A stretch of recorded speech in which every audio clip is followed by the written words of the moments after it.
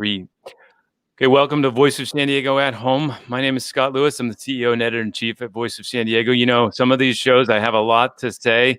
I have a lot of things that I want to get across. And this one, I want to just listen. There's a lot of things that happen and that are happening that I want to understand better. And so one of the things that happened this weekend, I was, I got a call or a text on late, very early, let's see, Saturday, I guess it would be Sunday morning, from a friend who took this shot of Mesa. It was just a surreal moment. It gave a lot of us a lot of difficulty sleeping for a while. And then I think it was around exactly the same time, a lot of us watched this. This was the La Mesa City Council and the mayor. Good morning. I'm Mayor Mark Arapastathis. This morning, the City Council and I have just concluded an emergency meeting. In light of ongoing events in the city of La Mesa, the entire City Council is very upset and disheartened. We are utilizing all available resources and have reached out to the state for all additional aid to assist us in this emergency. We are committed to the safety and well-being of all of our citizens. As of 1:30 this morning, the city manager is enacting a curfew that will last until 7 a.m. Please stay sheltered at home and please stay safe. Thank you. Okay, well, joining me right now is Dr. Akilah Weber. She is a member of the La Mesa City Council. Oh, just lost her. Dr. Akilah Weber. She's a member of the La Mesa City Council. She's also an OB. She's actually a medical doctor. Oh, there we are, Dr. Weber. Thank you so much for taking the time.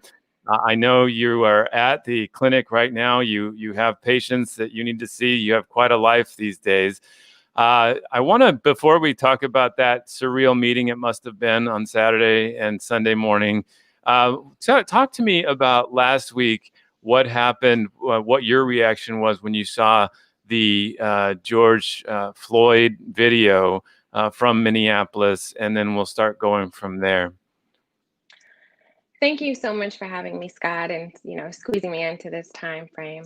I'm going to be honest with you. I could not watch the entire George Floyd video. There is so much that has happened in this country. There is so much that happened last week leading up to the George Floyd situation. I'm sure a lot of people remember the incident with the woman in the park with the dog, and calling the cops, and then other people that falsely accused African American males of doing horrific acts that they themselves had done. And so by the time it got to George Floyd, I could not watch the entire video. It was so horrific. It hurt me to my core. Mm-hmm. I am an African American. I am a mother of 2 boys. And it just seems like this is a pattern that we are continuing to repeat in this country. How old are your boys? 6 and 8. They're 6 and 8 years old. And it's hard. I remember Trayvon Martin. I was pregnant with my oldest at the time. And when the verdict came in, I cried because I knew that I was having a boy and what that would mean in this country at this time. Mm-hmm. So I could not watch the entire video. My heart hurt. My heart hurt for his family. My heart hurt for this country. Because I realized the path that we were once again getting ready to go down. There was an incident then also in La Mesa, a police officer and a rough encounter that he had with an African American man in, I guess it was a trolley stop area there. You issued a statement soon after that. It was La Mesa PD. It was not a trolley PD. It wasn't the transit system. What were you thinking about as you saw that, and as we hadn't seen really the protests start to pick up yet? I was very concerned by the video. I was very disappointed in the video, especially given the current state where we were nationally at the time. But I also recognize the fact that we still don't have the clear picture of what exactly happened. We have a snippet Hmm. And so there were some allegations that were made by the police officer, which we didn't necessarily see in that video, but that doesn't mean that it didn't happen. We just need to see the full video. And Hmm. I also was wondering why that particular individual was approached in the first place. And so once we release that police body cam video, then we'll have a better assessment of exactly what happened. But I was concerned and very disappointed that this was happening in our city at all, but especially during this time. So that incident makes La Mesa, that San Diego had not necessarily seen a lot of the same big protests that were going on in other parts of the community, but La Mesa, it starts Saturday. Seems like it was peaceful. Were you there? Did you see it? What was the day like for you on Saturday? I did. I went down there. It was very peaceful. I was actually, like I've told many people, very proud of how peaceful it was in our city. People were out, they were frustrated, they were concerned with the things that continue to go on in this country, dealing around social justice.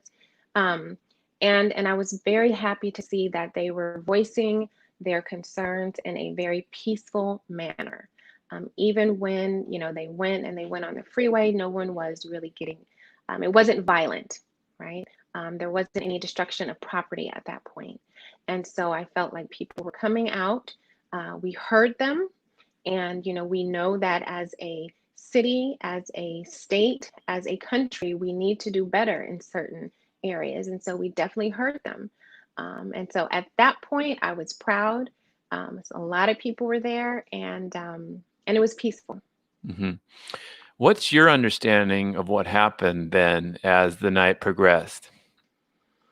Well, as the night progressed, a lot of the original protesters, including some, people that were La Mesa residents, left. They left. They went home, and a different group of people came in that had a very different agenda and a very different motivation.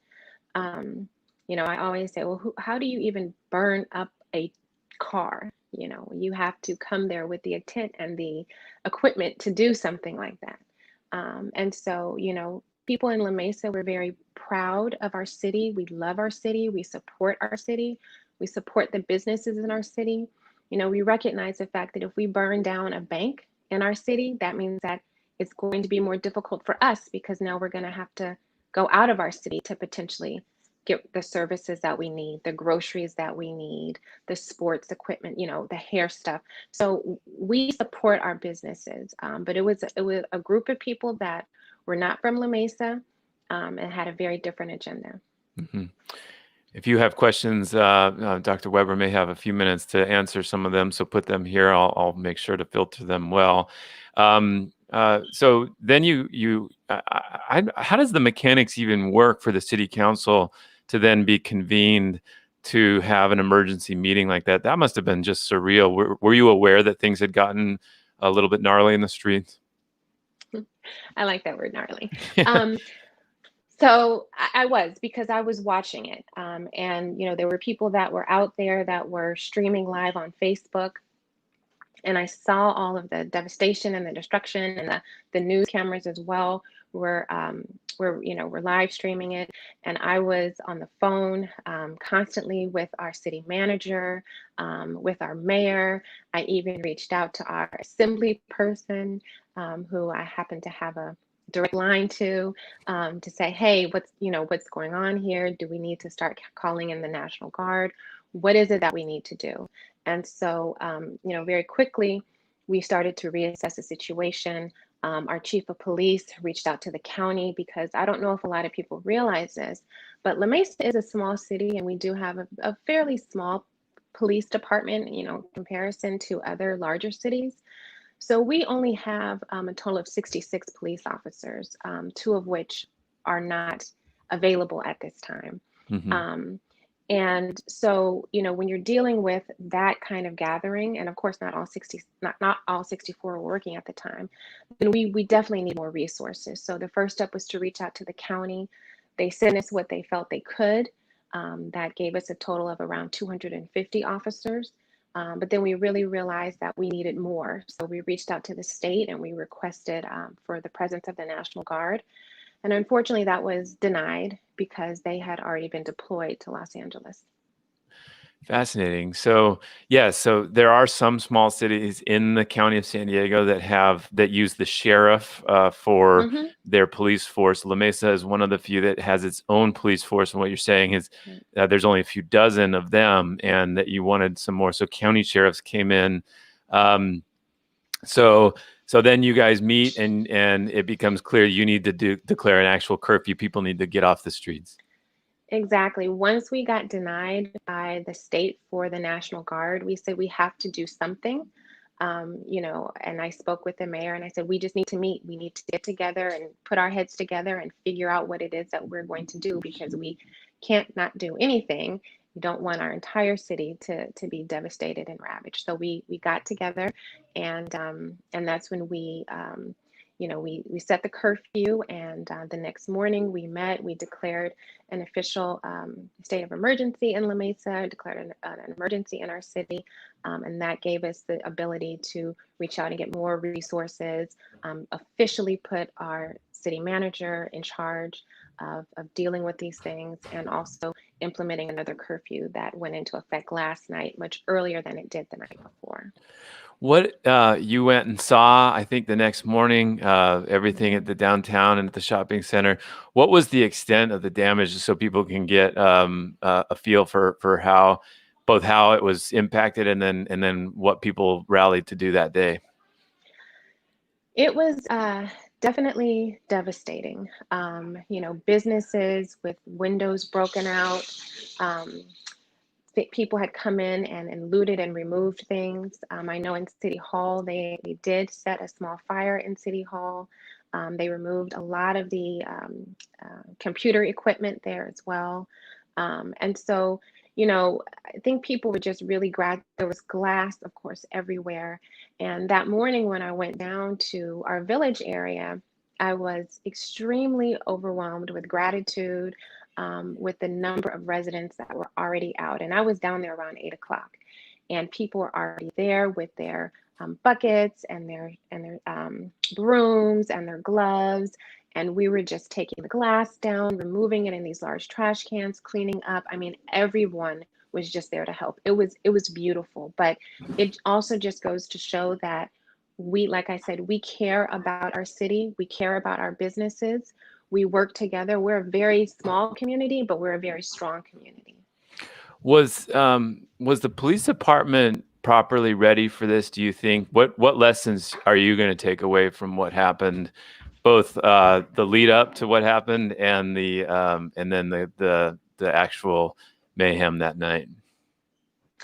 Well, I think that our police officers, and I first want to thank our public safety officers, police and fire, because, and those that came in from other cities in the county, that came to assist, because they were really under siege on that night, and they did the very, very best that they could.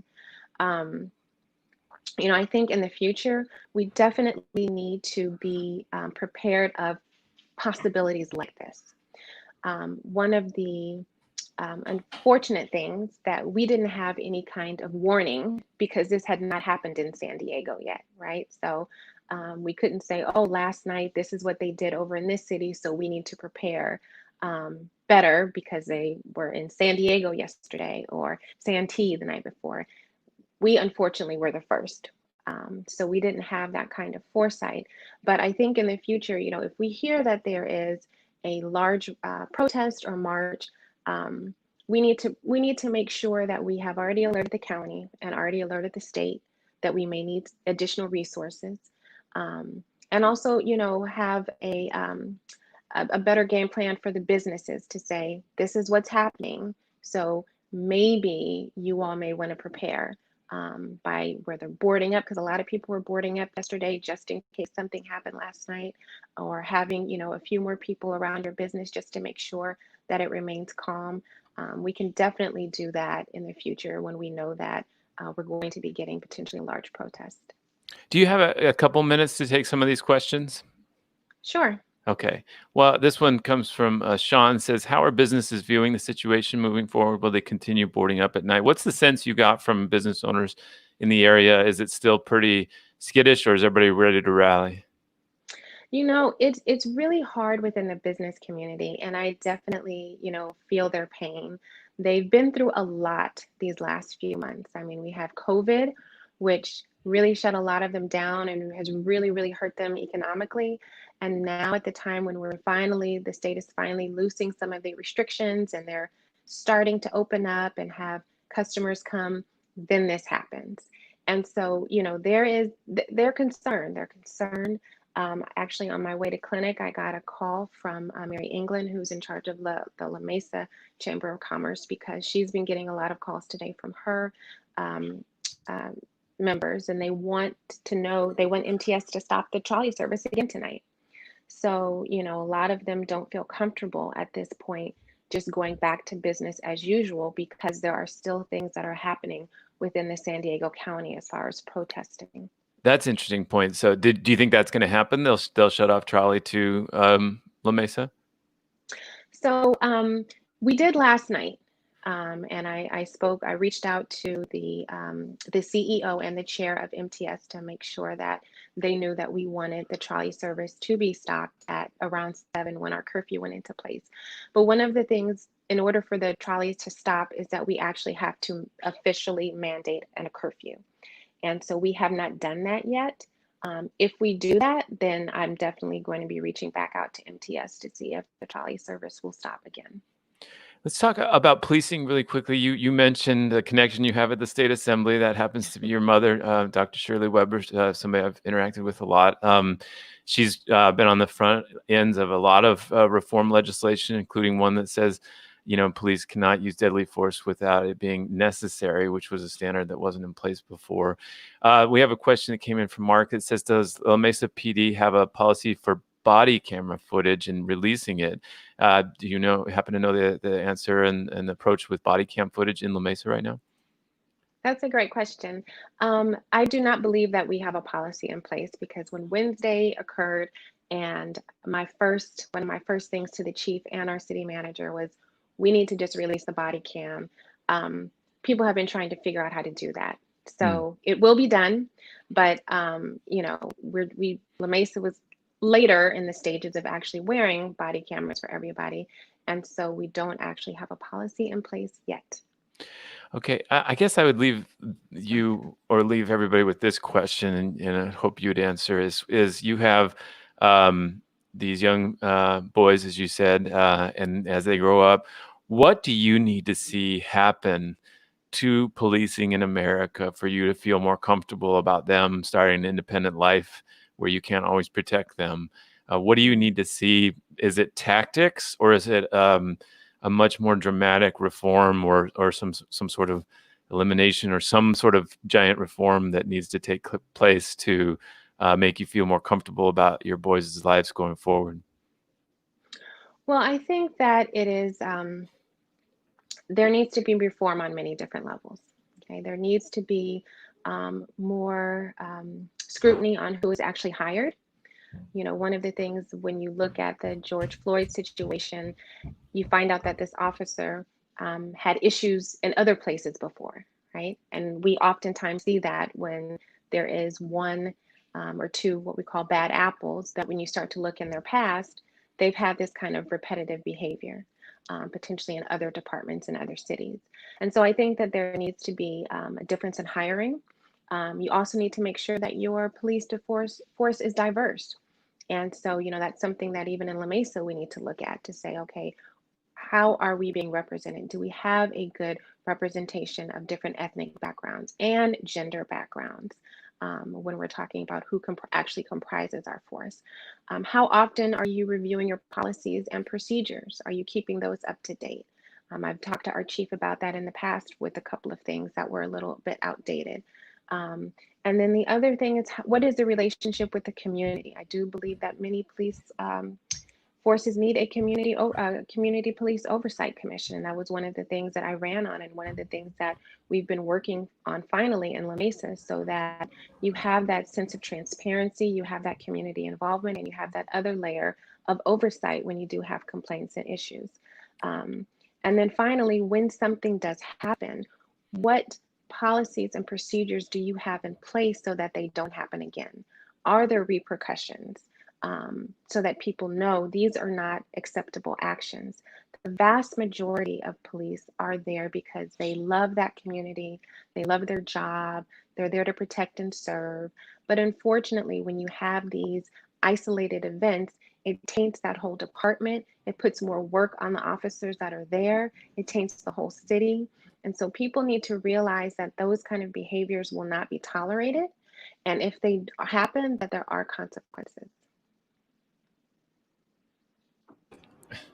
And kids keep running by. I get it. I get it. Well, you have patience to get back to. I do. just one last quick thing. It's La Mesa. It seems so strange to have La Mesa, make the national headlines like that. I think this was a message that this can happen anywhere where there's tensions boiling up. Do you have a message for La Mesans as they go forward right now? Yes, I just want to tell all the Masons, thank you so much. Your strength, we see it, we feel it, we need it. We will rebuild, we will be stronger for this, and we will definitely get through this, our residents and our businesses. Well, tell your patients thank you for letting us borrow you for a little while, and I hope that things smooth out for you soon. Thank you, Dr. Weber. Thank you so much, Scott. Have a good day. You too. Well, a lot going on. Obviously, I'm interested in your feedback and in your questions. We can follow it up. Apparently, this is the time to run by. We also are interested in things you want to know about. We have people now looking at some police reform efforts that have been underway. Also, what is an unlawful protest? What is an unlawful assembly? Excuse me. How does that get determined? That seems to be the moment when these protests switch over. And so we'd like to understand that issue a little bit better, and we will be following so many of these issues. If you have any questions you want us to follow, this is the time. Let me know what you think. I'm still looking into some things with schools, obviously still worried about schools. And now imagine this situation if a lot of people don't have any place to go this fall. Let's figure out schools. We really need to do that. I've been looking into that and talking to a lot of people over the last few weeks or a few days, and I have some more to talk about on Wednesday when we do the show. Our team of investigative reporters out there trying to get a handle on what's going on. We're trying to make sense of what leaders are saying and find out the things that they don't want to say. And so we have investigative reporters out there doing that right now. You can follow that at voiceofsandiego.org. And thank you all for your support. And we will see you on Wednesday. And I look forward to talking about things then. If you have any questions, that's the episode we like to take questions on and just spend some time answering things. So thank you all for your support, and we will talk to you on Wednesday.